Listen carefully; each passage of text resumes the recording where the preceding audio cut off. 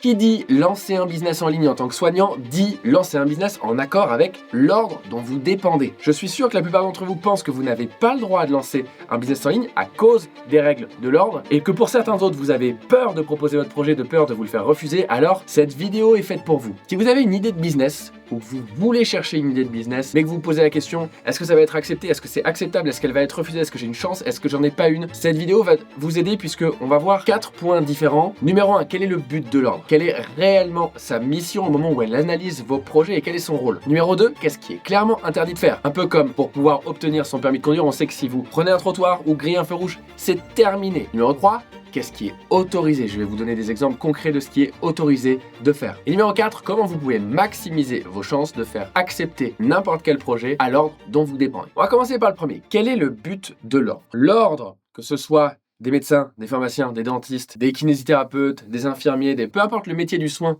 que vous faites aujourd'hui, il a un rôle principal qui est de vérifier que, à la fois au sein de votre profession médicale ou paramédicale et des activités complémentaires que vous pourriez avoir à côté, vous respectez les règles éthiques du groupe de métiers dont vous dépendez. Et je crois que c'est très bien qu'il y ait un ordre dans ces professions. Il devrait presque, j'ai envie de dire, y avoir des ordres dans beaucoup plus de professions, parce qu'on voit des gens dans d'autres professions que les vôtres qui font absolument n'importe quoi et c'est autorisé, c'est OK, alors que ça nuit à l'image de ce métier-là. L'ordre est là pour que aucun de vos confrères, aucune de vos consoeurs ne puisse nuire à l'image de votre métier en faisant n'importe quoi. C'est une bonne chose. L'ordre n'est pas là pour se protéger, il est là pour vous protéger. Et contrairement à ce que pensent certains, parce que vous avez parfois eu des interactions malencontreuses qui ont créé des cicatrices qui font que vous pensez que l'ordre est contre vous, l'ordre est là pour vous blâmer. L'ordre n'est pas là pour vous contrôler, pour vous blâmer, il est là pour faire en sorte que les choses se passent bien et c'est super important que vous ayez la relation la plus saine possible avec l'ordre dont vous dépendez. Là, on arrive et on discute d'un sujet qui est le lancement d'un business en ligne en activité complémentaire. Et je crois que heureusement que l'ordre s'en intéresse parce qu'il y a moyen vraiment de faire n'importe quoi. Il y a moyen d'être un peu border, il y a moyen d'aller faire de la médecine commerciale, il y a moyen d'aller faire des choses qui sont éthiquement dans les serments que vous avez prêtés pas du tout OK. D'accord? Donc, le rôle de l'ordre, c'est de vérifier que s'il tombe sur un médecin, un pharmacien, un dentiste, un kiné, un peu importe, qui a lancé un business en ligne, je suis fier de ce qui vient d'être lancé et ça contribue à l'image de ce corps de métier plutôt que ça le dessert. Et je trouve que, encore une fois, c'est une très bonne chose et je vous assure, l'ordre est là n'est pas là pour vous mettre des bâtons dans les roues. L'ordre est là pour vous aider à créer un projet qui soit cohérent avec le métier que vous exercez aujourd'hui. Donc vraiment, essayez d'enlever les a priori que vous pouvez avoir sur votre ordre si tant est que vous en ayez. L'ordre accepte beaucoup, beaucoup plus de projets que ce que vous pouvez imaginer, surtout une fois que vous aurez regardé ou écouté ce contenu, puisque vous aurez beaucoup plus de clés pour savoir comment faire pour maximiser vos chances d'acceptation. Passons à ce qui vous intéresse probablement le plus. Qu'est-ce qui est concrètement interdit de faire et pourquoi on a le sentiment qu'on n'a pas le droit, en tant que professionnel de santé, d'aller lancer une activité, un business en ligne? Le problème avec les soignants qui lancent un business en ligne, c'est que souvent, les idées que vous avez de base, quand vous ne savez pas ce que vous avez le droit ou pas de faire, c'est des idées qui sont extrêmement liées à votre métier. À votre métier de kiné, à votre métier de médecin, à votre métier de, peu importe, de dentiste. La grosse histoire de ce qui est interdit de faire, il est interdit d'exercer une activité complémentaire en dehors du système qui ressemble trop fort à votre activité principale, qui donne l'impression que ce que vous allez faire, c'est de la consultation déguisée, et pour lesquelles vous allez vous faire financer complètement différemment, beaucoup plus en dehors du système de soins actuel. Et ça, l'ordre est absolument pas OK, puisque, vous le savez mieux que moi en tant que soignant, le système de soins en France est fait d'une manière où il n'y a aucune ou quasiment aucune relation commerciale entre un soignant et un soigné. Quasiment, ça va dépendre un petit peu de vos métiers. La plupart du temps, c'est l'État qui prend en charge financièrement la consultation. Et le pays veut que ça continue comme ça, l'ordre suit les règles et veut que ça continue comme ça. Si vous lancez un business en ligne, que vous êtes médecin généraliste et que votre business en ligne, c'est « j'aide mes patients à être meilleurs en autodiagnostic », ça ne va pas passer. Ou alors, j'enseigne comment bien prendre un traitement à des patients qui ont telle ou telle pathologie. C'est ce que vous êtes censé faire à l'intérieur d'une consultation, à la fin de la consultation ou à certains moments de la consultation. Donc, il est impossible que l'ordre accepte un projet pareil. Impossible. La seule question que vous devez vous poser, c'est, au moment où je réfléchis à mon projet et à ce que je veux offrir aux gens, est-ce que je pourrais le faire au cabinet? Est-ce que je pourrais le faire à l'hôpital? Est-ce que je pourrais le faire à l'officine? Est-ce que c'est un truc que je fais déjà toute la journée? Si la réponse est oui, vous n'avez pas le droit de lancer ce projet. Souvent, votre croyance, c'est oui, mais sur quoi je pourrais lancer un business en ligne si c'est pas sur ça? Parce que moi, j'ai des compétences sur ça. Vous avez tellement de compétences à côté que vous n'imaginez pas, qui d'ailleurs vous ferait un bien fou de faire enfin une activité qui soit un tout petit peu à côté de ce que vous voyez déjà toute la journée. D'expérience, après avoir accompagné des centaines et des milliers aujourd'hui de soignants, c'est vraiment ce qui ressort. Ok, donc, ce qui est formellement interdit de faire, c'est lancer un projet où vous vous dites ça, j'aurais pu le faire en consultation, j'aurais pu le faire dans mon métier au quotidien. Maintenant, du coup, qu'est-ce qui est autorisé de faire? Tout le reste. Tout le reste, et je finirai tout à l'heure avec des petites subtilités sur des choses qui ressemblent à ce que vous pourriez faire en consultation et que pour autant, vous aurez 8 fois sur 10 le droit, vous serez accepté de lancer comme type de projet. J'y viens juste après. Ce qui est autorisé de faire, c'est je suis médecin et j'adore aussi la course à pied. Et j'ai envie de devenir coach en course à pied. Je suis kinésithérapeute, mais moi, ce qui me passionne, c'est la gestion de la respiration pour améliorer l'énergie quotidienne. C'est vraiment pas quelque chose que vous allez faire au cabinet. Je suis passionné de photographie et je veux lancer un coaching sur la photographie. Je suis passionné d'éducation parentale. Je vais faire un coaching sur l'éducation parentale. Si vous êtes kiné et que vous êtes passionné du sujet de l'allaitement, très bien. Ça n'est pas votre métier actuel de gérer ça. Okay, là où ce serait peut-être un petit peu plus tendu pour, je ne sais pas, alors arrêtez-moi si vous ne pouvez pas m'arrêter, parce que vous pouvez pas, vous pouvez juste mettre pause, c'est tout, mais peut-être que c'est un pédiatre qui va plus conseiller une maman sur l'allaitement. Ce serait peut-être plus compliqué pour un pédiatre ou une pédiatre d'aller faire un accompagnement sur l'allaitement que pour un kinésithérapeute ou un dentiste. Donc ça, c'est tout l'univers de ce que vous avez le droit de faire est 1000 fois plus large que l'univers de ce que vous n'avez pas le droit de faire. Simplement, souvent, vous vous focalisez sur tout ce que vous maîtrisez le plus, qui est ce que vous faites au quotidien. Et ça, très souvent, vous n'avez pas le droit de le lancer. Okay, donc, il va falloir penser un petit peu en dehors de la boîte, comme disent les anglophones, pour être capable d'aller trouver une idée, un sujet, une thématique sur laquelle vous allez réellement avoir le droit, que ça va être validé par l'ordre que vous la lanciez. Petit aparté, comme je vous prévenais tout à l'heure. Il y a quelques sujets que vous allez être capable de lancer malgré le fait que ça ressemble assez fort à ce que vous feriez potentiellement déjà au cabinet. Ces cas de figure, c'est si vous sentez que c'est un truc que vous pourriez faire au cabinet, mais vous n'en avez pas le temps.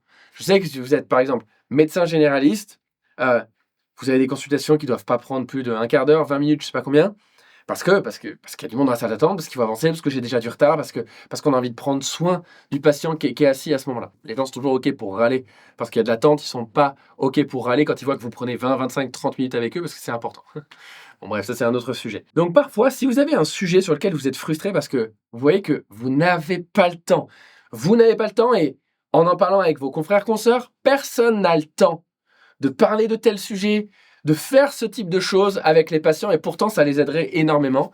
En général, je dis bien en général, l'ordre va être assez ouvert à vous permettre de lancer une activité parallèle là-dessus parce que l'ordre sait très bien qu'il y a un défaut dans la qualité de soins ici qui est systémique, qui est lié au système, que vous ne pouvez pas prendre 45 minutes par patient quand vous êtes médecin généraliste. Ça n'est pas possible. Et pourtant, pour la qualité du soin, ça pourrait être pertinent. Mais le système fait que ça n'est pas possible.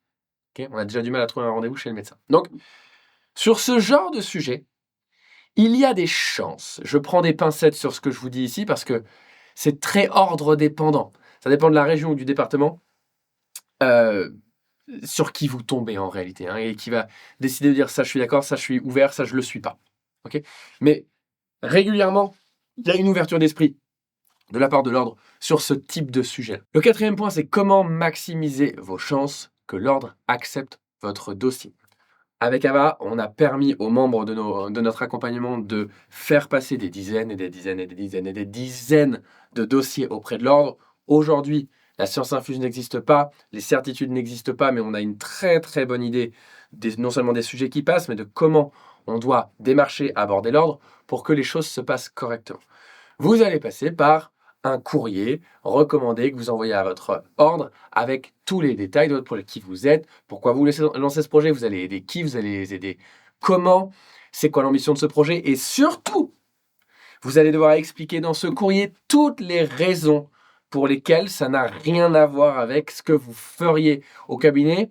Et si vous êtes dans la petite interstice dont je vous parlais tout à l'heure, où c'est quelque chose que vous n'avez pas le temps de faire au cabinet, mentionnez-le bien.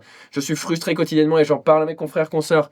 Je ne sais pas si c'est un problème que vous ressentez, vous, à l'échelle de l'ordre, que on perd en qualité à ce niveau-là, et j'aimerais pouvoir pallier à ce truc-là avec un coaching, un consulting, quelque chose à côté.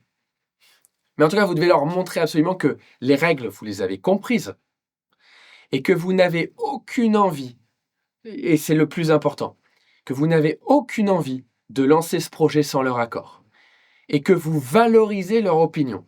Je vais vous dire un truc, mais là, c'est des skills de communication de base. Si vous arrivez, que vous envoyez un courrier, que vous discutez avec l'ordre et que vous les prenez à moitié de haut, tiens, je vais lancer ça, au fait, voilà, je sais que j'ai besoin de l'autorisation, donc je vous la demande, c'est même pas la peine d'espérer. Ok ? S'il y a bien un livre en communication que je vous conseille de lire, si ça vous intéresse de progresser là-dedans, c'est Comment se faire des amis. Vous fiez vraiment pas au titre. C'est un des livres c'est peut-être le livre numéro 1 que je recommande à n'importe qui aujourd'hui de lire, que vous voulez vous lancer dans l'entrepreneuriat ou pas, pour les relations humaines de manière générale, la compréhension des gens. Les gens ont envie de se sentir importants, écoutés, ils ont envie de se sentir intéressants, ils ont envie de comprendre que leur point de vue vous importe. Ok ? Quand on écrit un courrier en mode « j'ai très bien compris mes devoirs en tant que médecin, en tant que pharmacien, en tant que machin, j'ai bien compris ce que je n'ai pas le droit de faire, voilà mon projet. Je pense que je suis exactement dans toutes les règles que vous me demandez de suivre, mais ce dont j'ai besoin, c'est de votre avis pour que vous m'aidiez à comprendre s'il y a des choses que j'ai besoin d'ajuster ou pas, ou si c'est un projet que vous acceptez de soutenir. Parce que c'est important pour moi, quitte à le lancer, de lancer avec le soutien de mon ordre. Ce courrier avec le même contenu du programme que vous voulez lancer, de la formation que vous voulez lancer, ce courrier-là a 3 fois plus de chances de réussir que n'importe quel autre. Juste en les considérant sincèrement. On va pas l'écrire pour l'écrire. On va les considérer sincèrement. On n'a vraiment pas envie de se mettre son ordre à dos. On n'a vraiment pas envie de lancer ce projet alors que eux nous ont dit qu'ils n'étaient pas d'accord. Ça, j'en risquerais un petit peu. Bon, vous risquez moins que ce que vous imaginez. Souvent, vous imaginez que vous risquez de faire radier de l'ordre. Il n'y a aucune histoire que je connaisse de radiation de l'ordre pour ça. Il y a parfois des mises en garde, des demandes d'ajustement. Si les ajustements ne sont pas faits, des pénalités. Bon, mais il n'y a pas de radiation de l'ordre pour ça, à moins que vous fassiez vraiment n'importe quoi sur une durée extrêmement longue. Pour aller un petit peu plus loin, il nous est arrivé, avec Avache, les membres de notre accompagnement, que lors de l'envoi de la lettre, le retour soit plutôt négatif. Alors, c'est rarement tout blanc ou tout noir. Alors, quand c'est tout blanc, mais quand c'est plutôt non, c'est rarement tout noir. C'est plutôt, il y a tel truc qui fait que, globalement, on est plutôt contre le lancement de cette activité. C'est quelque chose qui arrive et soyez flexible vis-à-vis de cette situation si jamais elle vous arrive. Il n'y a aucun problème. Ça ne veut pas dire que ce projet ne passera pas. Ça veut dire qu'il va falloir passer à l'étape suivante. L'étape suivante, ça va être de demander un rendez-vous en présentiel avec quelqu'un au sein de l'ordre dont vous dépendez pour pouvoir aller beaucoup plus loin dans l'explication, comprendre si ça n'est pas expliqué clairement dans leur courrier, quelle est la raison pour laquelle ils ont refusé le projet, et essayer de voir comment soit cette raison, vous pouvez la retirer parce que vous modifiez votre projet, soit vous pouvez leur expliquer différemment pour qu'ils comprennent qu'en fait, il n'y a rien qui brouille les règles dont ils ont peur qu'elles soient brouillées. Ok ? Mais 9 fois sur 10, ce qui se passe à la suite de ce rendez-vous physique, c'est une acceptation du dossier. Mais la communication est le mot maître ici, et ça va vous demander un peu de patience, bien que, en général, l'ordre réponde extrêmement rapidement. Il y a très peu de cas de figure dans lesquels ça a pris plus d'1 semaine d'avoir soit un refus, soit une acceptation. Ok ? Par contre, ça prend parfois un petit peu plus de temps quand il faut demander un rendez-vous en présentiel, c'est évident, c'est normal. Ok ? Dernier point que j'ai envie de vous dire. Si vraiment vous voulez changer de vie, si vraiment c'est important pour vous que le quotidien que vous vivez aujourd'hui s'arrête pour une raison X ou Y, et qu'il y ait quelque chose qui change, pour plus de liberté, peu importe quelles sont vos raisons aujourd'hui, alors on se fiche que votre premier projet proposé soit refusé. Apprenons de ce premier projet refusé et créons un deuxième, créons un troisième, créons un quatrième. Quand on veut se lancer dans l'entrepreneuriat, on doit être prêt à ce qu'il y ait des murs qu'on n'attendait pas qui se dressent devant nous. Le premier projet entrepreneurial qu'on a lancé avec Ava, c'est pas l'ordre qui nous a dit non, on était en 4e année de médecine à l'époque. L'ordre n'avait rien à nous dire. En revanche, le marché nous a dit non, puisque ça n'a pas fonctionné du tout. 0 €, 0 vente, rien du tout. On s'est pas dit on est nul en entrepreneuriat, enfin, on l'était, c'est normal, c'était le début, mais on s'est juste dit, projet numéro 2. En l'occurrence, le projet numéro 2 a fonctionné, mais s'il n'avait pas fonctionné, projet numéro 3, projet numéro 4. Ok? Ce que j'ai envie de vous transmettre ici, c'est certes les règles, et c'est génial de les avoir, mais au-delà de ça, c'est aussi l'état d'esprit dans lequel je vous encourage à aborder ces démarches-là. Vous n'êtes pas là pour lancer un projet, vous êtes là pour changer de vie. Le projet, écoutez-moi bien, et je sais que pour certains ça va faire sens, pour d'autres ça va être un peu un grain de sable dans l'engouage. Le projet est anecdotique. Je suis pas en train de dire lancer un truc qui vous plaît pas, c'est pas mon message. Lancer un truc qui vous plaise, mais en y réfléchissant, il y aurait plein de choses qui pourraient vous plaire. Plein, d'accord? Le projet en lui-même est anecdotique. Quand on s'est lancé avec Ava en quittant médecine, on a lancé un projet dans la pâtisserie. Les gens nous demandent c'était votre passion depuis combien de temps? C'est notre passion depuis 5 minutes. Il fallait qu'on trouve quelque chose. En l'occurrence, il existait une émission de pâtisserie sur M6 très connue, qu'on regardait, qu'on trouvait sympa. On s'est dit, tiens, si on arrive à participer à ça, on va pouvoir lancer un business en pâtisserie. C'était une opportunité. Et on a adoré au passage. C'était génial. Parce qu'en général, n'importe quel sujet dans lequel vous décidez de vous lancer et d'apprendre et de progresser et de croître et de grandir et d'aider des gens dedans, vous allez adorer. L'humain est de nature curieuse. Vous avez aimé la médecine, la pharma, la kiné, tout. Pour la simple et bonne raison que vous vous êtes lancé dedans. Demain, si l'un d'entre vous ou l'une d'entre vous n'a jamais joué aux échecs et que je vous apprends les échecs pour la première fois et que je vous apprends, et que moi je suis passionné d'échecs et que je vous apprends ça, et que vous commencez à jouer et progresser, vous allez adorer les échecs. Les seuls gens qui n'aiment pas les échecs, moi j'ai jamais joué aux échecs, mais les seuls gens qui n'aiment pas jouer aux échecs, c'est ceux qui n'ont jamais joué aux échecs ou ceux qui ont appris les échecs de manière chiante. Mais énormément de sujets pourraient vous intéresser, et si le projet numéro 1 ne passe pas, passons au 2, passons au 3, passons au 4. C'est le dernier message que je veux vous transmettre à travers ce contenu. D'ailleurs, si vous nous écoutez sur les plateformes de podcast, que ce soit Apple Podcast, Spotify, Deezer, si ce n'est pas encore fait, vous pouvez suivre la chaîne de podcast. On sort un épisode par semaine. Si vous êtes sur YouTube, vous pouvez vous abonner à la chaîne YouTube. Un épisode de podcast filmé sort par semaine. Mettez un petit like en dessous de cette vidéo si ce contenu vous a intéressé, vous a plu. Si vous voulez aller un petit peu plus loin, dans ce que vous avez réellement le droit de faire ou pas en fonction de l'ordre, je vous mets un lien pour ceux qui sont sur YouTube juste en dessous de cette vidéo, dans lequel vous allez accéder à une nouvelle vidéo de moi où je vais beaucoup plus dans le détail sur ce que vous avez concrètement le droit de faire ou pas, dépendant de votre ordre. Donc cliquez sur la vidéo si c'est quelque chose qui vous intéresse. Et moi je vous dis à bientôt dans un prochain podcast ou une prochaine vidéo YouTube. À bientôt. Ciao.